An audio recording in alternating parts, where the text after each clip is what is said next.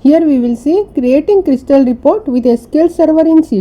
First, from the main menu in Visual Studio C# project, select project and add new item. From add new item dialog box, select reporting, then Crystal report, specify the name and click on add. Then select the report type, that is standard, cross tab or mail label. We will select here standard and then click on OK. To select the data source, click on new connection and select OLEDB provider for making connection to the SQL database and click on next. Then select Microsoft SQL Server provider for SQL Server and click on next. Then select the server name, database name and select integrated security to true and click on next.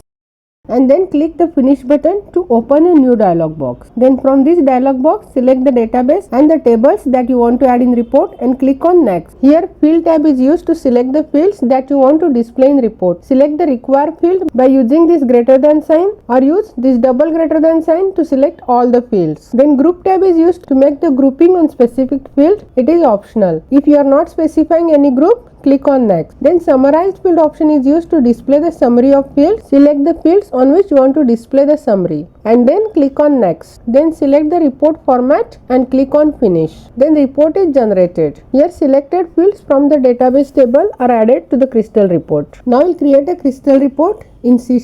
For this, open the Solution Explorer window. Right click on this window assignment. Select add and new item. Then select the reporting and select Crystal report. Name the report as employee list and click on add. Select the standard report. Click on this new connection. Select OLEDB. Select Microsoft OLEDB provider for SQL Server and click on next. Select the server name. If the server name is not available, open your SQL Server. Click on this connect, select database engine and copy this server name and paste here. Then click on this integrated security to true and select the database from which you are going to create a report. I will select my database testdb and click on next and click on this finish.